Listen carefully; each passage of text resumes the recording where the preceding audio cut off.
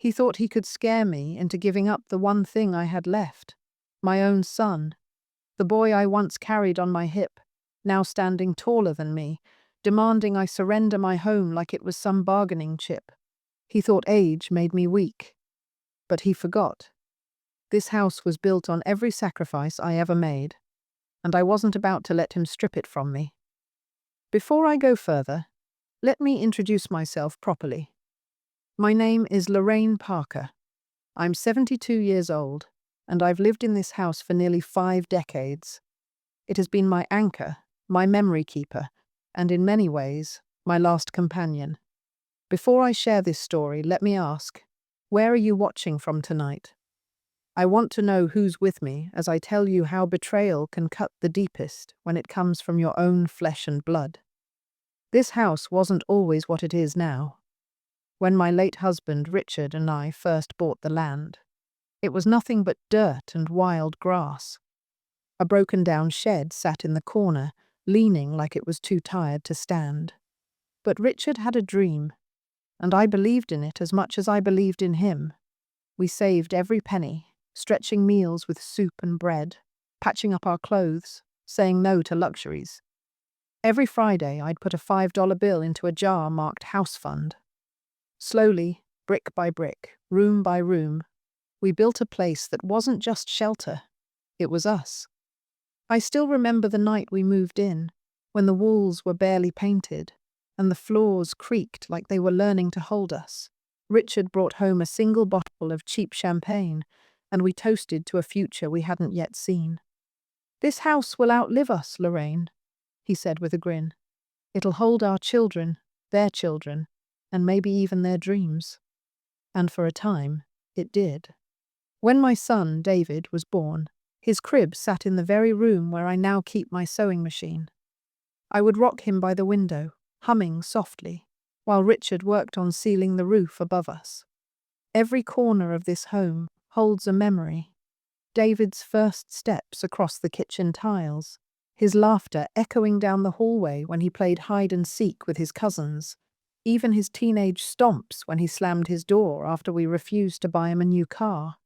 Yes, we had our fights. But back then, they were the kind that ended in hugs. He was my boy, my pride, my reason for putting up with double shifts at the hospital and cutting corners just to keep him fed, clothed, and prepared for college. But life changes people. Somewhere between becoming a man and building his own family, David changed. Or maybe he was always this way, and I was too blinded by a mother's love to see it. After Richard passed, the house felt emptier, but it also felt like my last connection to him. David promised he'd look after me, check in on me, make sure I was okay. And for a while he did. He'd come around, mow the lawn, fix the gutters. I thought maybe he was stepping into his father's shoes. But then came the requests. First it was a loan, then another. Then his wife, Melissa, started dropping hints that maybe I was better off in a smaller place, that this house was too much for me. I brushed it off as casual talk. Families joke, don't they? But the tone shifted. The visits became less about seeing me, more about what I could give, and the warmth I once saw in my son's eyes was replaced with calculation.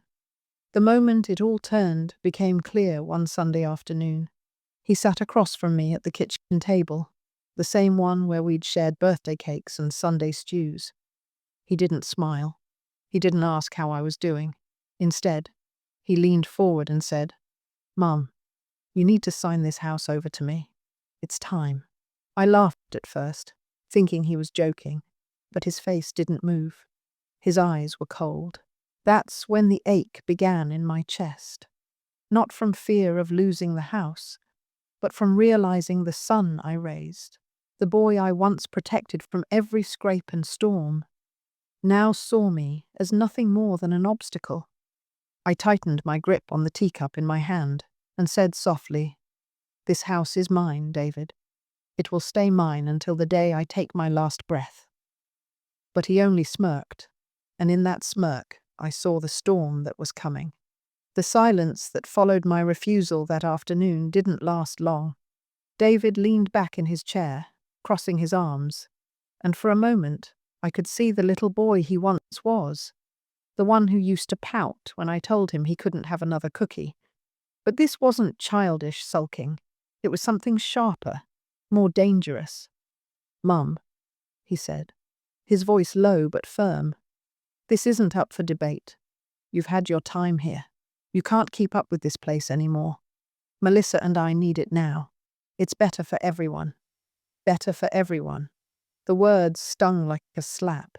Everyone, it seemed, meant him, his wife, and their children, not me. I tried to reason with him. "David, I may be old, but I'm not helpless. This house is where I belong. Your father and I built it with our hands. You think I'd just hand it over like a set of old clothes you don't want anymore?" His smirk hardened into something uglier. "You're being selfish. Melissa and I are drowning, Mom. 2 kids in private school, bills piling up, and you're sitting here in this big house and all alone. Don't you think the kids deserve to grow up here instead of cramped in our little place across town? You don't need all this space. You don't even use half the rooms." I stared at him, shocked at the brazenness. The house wasn't just space. It was memory, history, blood, sweat, and love. To him, though, it was just square footage and equity. "David," I whispered, "you can't demand something that isn't yours." But he slammed his hand on the table, making the teacup rattle against its saucer. His voice rose, echoing off the walls. "It's going to be mine one way or another. Either you sign it over, or I'll make sure you're out. You're old, Mom. The courts won't let someone like you manage all this alone. I'll get the papers drawn. Don't think I won't." I felt the air leave my lungs. My own son, threatening me with legal action. My David. Melissa's voice joined the chorus days later. She called me on the phone, her tone honeyed but sharp beneath the surface. "Lorraine," she said, "you know we love you, but this isn't healthy. You're clinging to the past. David's right. It's time. Sign the house over, and you'll always have a place with us." A place with them. I imagined myself stuffed into a spare room, treated like baggage they couldn't quite get rid of. No garden, no sewing corner, no memories. Just me, reduced to a burden in their home. I told her no, as firmly as I could, but her sigh told me this wasn't the end of it. After that, the campaign began. Subtle at first, then cruel. David stopped mowing the lawn when he came by. He forgot to help with the broken light fixtures. Melissa whispered in front of me to the children, "Grandma's house is going to be ours soon. Won't that be fun?" The kids, too young to know better, nodded excitedly, already planning which rooms they'd take. I'd walk through my own home and feel like a ghost, like they were already erasing me from it. One evening, David stood in the doorway, arms folded, his voice stripped of any pretense of love. "You're not hearing me, Mum. You either hand it over or we'll get it through the court. Don't test me." I remember gripping the edge of the counter to steady myself. His eyes were hard, unrecognizable. My son, the boy who once cried into my chest after scraping his knee, was now looking at me as if I were his enemy. I wanted to scream, to remind him of every sacrifice I'd ever made for him. The nights I went without so he could have shoes for school. The years of double shifts so he could go to college. But the words lodged in my throat, because I realized something chilling. To him, those sacrifices no longer mattered. That night, as I lay in bed, I thought of Richard. He would have known what to say, how to protect me from this storm. I closed my eyes and whispered to the empty room, "What do I do, Richard? How do I fight our own son?" The answer didn't come in words. It came in the steady thud of my heart, reminding me that I wasn't finished yet. David thought I was weak, that age had stripped me of strength. But he was wrong. He had just declared war and he didn't even realize it. After that ultimatum, everything shifted. My home, the place that had once been my sanctuary, began to feel like a battlefield. David and Melissa weren't just pushing anymore. They were plotting. And the first weapon they reached for wasn't a lawyer's letter. It was gossip. At first, it was little things I heard secondhand. My neighbor Marlene mentioned, almost offhand, that David had told her I was having trouble keeping up with things. A cousin I rarely spoke to called me suddenly, asking if I was doing all right alone. Their voices carried the same pitying tone, as if they were rehearsing lines someone else had fed them. Soon, it wasn't just whispers. It was conversations I overheard at family dinners. "She forgets things all the time now," Melissa said one evening when she thought I was out of earshot. "Bills, appointments, simple things. It's sad, really." I stood there in the hallway, my hands tightening around the serving dish I carried, the words sinking in like poison. I wanted to shout that I paid every bill on time, that I still balanced my checkbook better than most people half my age. But instead, I set the dish down quietly and forced a smile. Inside, I was breaking. They began treating me differently too. Melissa spoke to me slowly, as though I couldn't follow her words. David started making decisions in my house without asking, changing light bulbs, moving furniture, even suggesting I stop cooking because it was too much for me. Every little action chipped away at my dignity. One Sunday, Melissa leaned across the table and said, "Lorraine, wouldn't it be better if you moved in with us? That way, you wouldn't have to worry about the house at all." Her smile was practiced, but her eyes gleamed with victory. I pushed my plate back and said evenly, "I'm not moving anywhere. This is my home." The silence that followed was heavier than any argument. Even my grandchildren, sweet as they were, looked down at their plates, sensing the tension. But the worst wasn't what they said to me.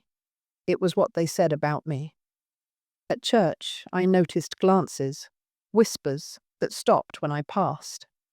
Mrs. Callahan, who I'd sung beside in the choir for years, asked gently if I needed someone to help me with errands. I thanked her, but my heart sank. The rumors were working. The isolation was crushing.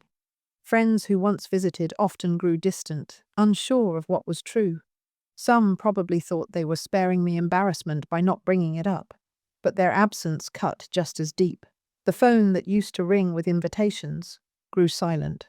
At night, I sat in the quiet house, listening to the creak of the walls and the tick of the clock, and I wondered if this was their plan all along, to make me so lonely, so unsure of myself, that I'd finally give in and sign the house away. But then I'd wander through the rooms, running my fingers over the framed photos, the marks on the wall where David's height had been measured year after year, and I remembered Richard's voice, deep and steady. "This house will outlive us, Lorraine." That memory gave me strength. I realized I couldn't let their lies define me. If David was determined to drag me into court, then I needed to be ready. I picked up the phone one morning and called Mr. Thompson, an old family friend who had practiced law for decades. His voice on the other end was warm, reassuring. "Lorraine," he said, "you've still got more fight in you than most people I know. Don't you worry. If he wants a battle, we'll give him one." For the first time in weeks, I exhaled fully. I wasn't alone after all. That night, I sat at the kitchen table, the same table where David had demanded my home, and spread out every important paper I had. Medical records, bills, the deed, even letters Richard had left me about the property. My hands shook, but not from fear, from determination. David thought isolating me would make me weak. He didn't know it was making me sharper, clearer, more ready. Because if he wanted to take this house through lies, I would answer him with truth. The knock came on a Tuesday morning. It wasn't the friendly rap of a neighbor or the soft hand of a grandchild. It was sharp, official. By the time I opened the door, the man standing there was already handing me an envelope, his expression blank, businesslike. "Mrs. Parker?" he asked. "Yes," I said slowly. "You've been served." My fingers trembled as I took the envelope. The man was already walking away before I could ask a single question. The weight of the papers felt heavier than it should have, like betrayal stuffed into every fold. I sat down at the kitchen table, the same one where David had issued his ultimatum weeks earlier, and carefully slid the documents out. My eyes darted across the words, trying to make sense of them, until the meaning landed like a punch to the chest. Petition for power of attorney. David was trying to declare me unfit to manage my own affairs. My son, the child I had raised, fed, clothed, defended, was now standing in front of a judge, insisting that I was incompetent, that I couldn't handle my own life. I pressed a hand to my chest, fighting back the rising panic. The words blurred. It was as though every whisper, every rumor Melissa had planted, was now etched in black ink on legal paper. Elder vulnerability, lack of capacity, need for guardianship. Words that didn't belong to me. Words that didn't match the woman who still cooked her meals, paid her bills, and tended her garden. For a long moment, I just sat there, staring at the paper. My heart ached. Not just for what was happening, but for what it meant. David hadn't just given up on me. He wanted to erase me. The phone sat on the counter, silent. I picked it up and dialed the only number I trusted. "Mr. Thompson," I said, my voice unsteady. "I've just been served papers." There was a pause on the other end, then his calm, steady voice. "Bring them to me, Lorraine. Don't panic. He's overreached. And that's where we'll catch him." I drove to his office that afternoon, the papers clutched in my hand. Mr. Thompson, grey-haired but sharp-eyed, laid them out on his desk. He adjusted his glasses, reading each line with the patience of a man who had seen too many family wars. When he finally looked up, his mouth tightened into a firm line. "He's trying to take control of everything, your bank accounts, your medical decisions, your house. If this goes through, Lorraine, you won't even be able to sign your own checks without his approval." The words made me feel small, as though I were being erased from my own life. But Mr. Thompson reached across the desk, resting his hand lightly on mine. "The good news is, he doesn't have a case. You're competent, organized, and independent. We'll get a doctor's evaluation, pull your financial records, gather everything that proves you're managing just fine. Let him bring this to court. We'll be ready." That night, I sat in my living room with a stack of folders spread across the coffee table. Medical checkups, prescriptions, receipts, tax returns, all in neat order, proof that I was far from helpless. With every paper I added to the pile, I felt a little stronger, a little less like the victim David hoped I'd become. Still, there were moments of weakness. I'd catch sight of the family photos on the wall, the ones where David grinned with frosting on his chin at his 5th birthday party, or stood proudly in his graduation gown, and I'd feel the sting of betrayal all over again. How had we gotten here? How had love turned into this? But I pushed those thoughts aside. I couldn't afford sentimentality, not now. The weeks leading up to the hearing were the longest of my life. Melissa stopped calling. David didn't visit. But I could feel their presence in the silence, like shadows circling the edges of my home. Neighbors watched me curiously, some with pity, others with suspicion, as if wondering whether the rumors were true. I held my head high. Every morning I tended the garden. I paid bills on time. I cooked my meals. I made sure anyone watching would see a woman who was not weak, not frail, not confused. One evening, as I locked the front door, I whispered into the quiet hallway, "Richard, if you're watching, give me strength." The strength came, not as a voice, but as a steady calm that settled in my chest. Because when the day came to stand in court, I knew one thing for certain. David thought he was stripping me of everything, but he had no idea what I was about to show him.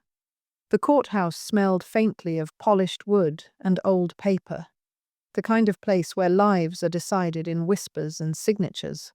I walked in slowly, my heels clicking against the floor, clutching the folder Mr. Thompson had prepared. Every step echoed in my ears, reminding me that this was not just about four walls and a roof. This was about my dignity, my right to exist, without being erased.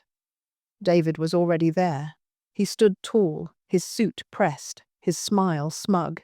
Melissa sat beside him, her hand on his arm, whispering like they were sharing a victory before the game had even begun. When his eyes landed on me, I saw no warmth, no hesitation, just calculation. "Mrs. Parker," the clerk called, and I rose, my knees stiff but steady. David's lawyer began first, a slick man in an expensive tie. He painted me as though I were a relic of the past, confused, incapable, a burden. He spoke of concern for my well-being, using words like vulnerable and fragile phrases, carefully chosen to make me seem like a woman on the brink of collapse. Melissa dabbed her eyes with a tissue as he spoke, as though the performance required tears. David nodded solemnly, as though this betrayal was an act of love. My blood boiled, but I stayed silent. When the judge turned to David, he stepped forward. His voice was smooth, confident. "Your Honor, I'm only trying to do what's best for my mother. She's not the same. She forgets things. She leaves the stove on. She can't keep this house. My wife and I are willing to step in, to protect her, to take the responsibility she can't manage anymore." The lies cut through me, sharp as glass. I wanted to scream that I'd never once left the stove on, that I'd just balanced my checkbook that very morning, that the only thing I'd forgotten was how blind love had made me to his greed. But I didn't scream. I waited. Finally, the judge turned to me. "Mrs. Parker, do you have anything to say?" I rose slowly, clutching the folder. My hands trembled, but not from fear, from the weight of what was about to unfold. "Your Honor," I said clearly, "I may be 72, but I am not helpless. I pay my own bills, I cook my meals, I tend my garden, I drive myself where I need to go. I am not vulnerable, I am simply old. There is a difference." I handed the judge the medical evaluations Mr. Thompson had secured. They showed me in good health, my mind sharp. I passed over financial records, neatly organized, every bill paid on time, every check written in my own hand. I even produced a recent letter from my bank, praising my accuracy in handling my accounts. The judge flipped through the papers, nodding slightly. Then Mr. Thompson stepped forward, his voice firm. "Your Honor, what we have here is not concern for an elderly woman. What we have here is greed. Mr. Parker is attempting to seize control of assets that are not his. He and his wife have spread rumors to create the illusion of incompetence, but the evidence speaks for itself. Mrs. Parker is more than capable, and this house, this property, is hers and hers alone." David's face tightened. His lawyer tried to object, but the judge raised a hand. "Mrs. Parker," the judge said, "do you have documentation of ownership?" "Yes, Your Honor." I pulled out the deed, the original copy Richard and I had signed all those years ago, my husband's name inked beside mine, the proof of our life's work. My throat tightened as I placed it before the court. But then came the twist David hadn't expected. Mr. Thompson pointed to a clause Richard had insisted on decades earlier.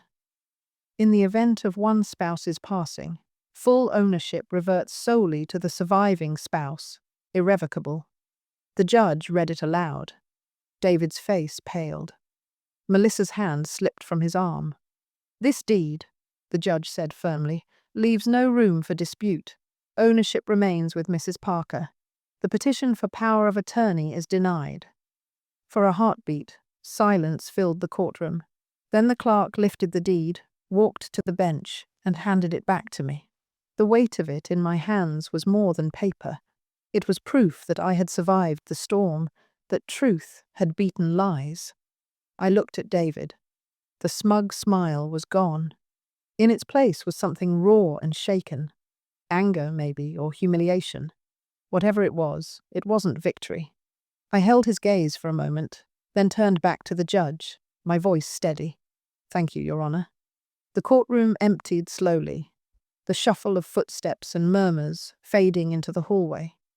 But I stayed seated for a moment, my hands gripping the deed like it was both shield and sword. After all the months of whispers, accusations, and fear, here it was, returned to me by the very system David thought he could use against me. The clerk had placed it gently in my hands, but the weight of it felt immense, like Richard himself had reached down through time and steadied me. I could almost hear his voice in the back of my mind, calm and certain. "I told you this house would outlive us, Lorraine." When I finally rose, my knees no longer felt heavy. They carried me across the courtroom floor with quiet strength. David was still there, standing stiff near the benches, his jaw clenched so tightly a vein pulsed at his temple. Melissa whispered frantically in his ear, her face pale, her hands fluttering like nervous birds. I paused in front of him, not because I wanted to gloat, but because I needed him to see me, really see me, not the weak caricature he had tried to paint in front of a judge. "This house is mine, David," I said softly but firmly, not because of the paper in my hand, but because I lived it, I built it, I bled for it. You can't erase that. He looked at me then, eyes dark and unreadable. "You've made a mistake, Mum," he muttered. "You'll regret this." I shook my head slowly. "No, David. The only mistake was thinking you could take from me what you never earned." Melissa tugged at his arm, urging him toward the door, but I stood tall until they left. When the heavy doors swung closed behind them, I exhaled, not in relief, because the pain of his betrayal still clung to me, but in something deeper, resolution. Outside, the afternoon sun spilled across the courthouse steps. Mr. Thompson walked beside me, his hand resting lightly on my shoulder. "You did beautifully, Lorraine. You carried yourself with dignity. That's something your son couldn't steal, no matter how hard he tried." I nodded, blinking back tears. Dignity. Yes, that was the word for it. Back home, I walked through each room slowly, the deed still in my hand. The living room, where Richard and I had danced barefoot after our anniversary dinner. The hallway lined with photos of David at every age. The kitchen, where the tables still bore faint scratches from years of meals and homework. This was more than a house. It was proof of a life lived, of sacrifices made and battles won. And now it was still mine. But victory came at a cost. That night, as I sat in my armchair, the television humming softly in the background, I realized the silence felt heavier than ever. I had won the deed, but I had lost something I never thought I'd lose. My son's love, or maybe the illusion of it. I closed my eyes and let the thought wash over me. Sometimes, victory isn't triumph. Sometimes, it's survival. The days that followed were a strange mix of relief and sorrow. Word spread quickly. Small towns have a way of passing news faster than wildfire. Neighbors who had once looked at me with pity now stopped by with warm smiles and kind words. "Good for you, Lorraine," Marlene said, bringing over a basket of muffins. "I always knew you had more sense than the rumors made out." Even Mrs. Callahan from church clasped my hand tightly one Sunday. "I'm sorry I ever doubted you. I should have asked you directly, not listened to whispers." It was comforting, yes, but it didn't erase the deeper wound. Because while neighbors were offering muffins and apologies, my phone stayed silent where David's number should have been. One afternoon, though, he did come. He stood at my doorstep, shoulders slumped, his eyes tired. For a moment, I saw the boy he once was, the one who used to run up these very steps with skinned knees, calling Mum, as though I could fix everything. "Mum," he began, his voice hoarse. "I didn't mean for it to go this far." "Melissa said—" I cut him off gently. "No, David. You meant every word you said. Maybe Melissa pushed you. Maybe she didn't. But you chose to try and strip me of everything. You chose lies. That was you, not her. He flinched at my words. His mouth opened as if to argue, but nothing came. He stared at me for a long moment, then muttered, "You'll be sorry when you're alone." And then he left. I stood in the doorway, my heart breaking all over again. Alone. Yes, perhaps I would be. But better to be alone in truth than surrounded by people who wanted to bury me while I was still alive. In the weeks that followed, I began to reclaim myself. I hired a gardener to help with the heavier work outside, proving to myself and anyone watching that I could still run this home on my terms. I started sewing again, making quilts for the church charity drive. And slowly, the house filled with laughter again. Not David's, but from neighbors, friends, and even the little ones from church who came by to visit. One evening, I invited a few close friends for tea. We sat around the table, the deed tucked safely in a drawer nearby, and I raised my cup. "This house," I said, "isn't just mine. It's a story of resilience. It's proof that no matter who tries to take your dignity, you hold on, even if it's your own child." The women nodded, some with tears in their eyes. And for the first time in a long while, I felt less like a victim, and more like what Richard always believed I was: strong. David may have walked away that day in court with a broken smile, but I walked back into my home with my head held high. And that, I realized, was the real inheritance I would leave behind. Not just a house, but a lesson. The house is quiet again now, but it's not the heavy silence it once was. It's a calm kind of quiet, the kind that lets you breathe, the kind that reminds you that survival itself is a kind of triumph. I often sit by the window in the evenings, the same spot where I used to rock David as a baby, and I think about how life comes full circle in the strangest ways. He tried to take this house from me, but in the process he lost something far greater: my trust, my respect, the bond we once shared. And yet, I don't hate him. Hate would make me small. Instead, I've chosen strength. This house remains mine, not just because of a piece of paper or a judge's ruling, but because it holds every moment of my life. The laughter, the tears, the love that built its walls. To anyone listening, I'll leave you with this. Never let anyone, not even family, strip you of your dignity. Age doesn't make you weak. Betrayal doesn't make you broken. And a house is never just a house. It's the story of who you are. My son walked out of that courtroom with his pride shattered, but I walked home with my deed, my dignity, and my head held high. And sometimes, that's enough.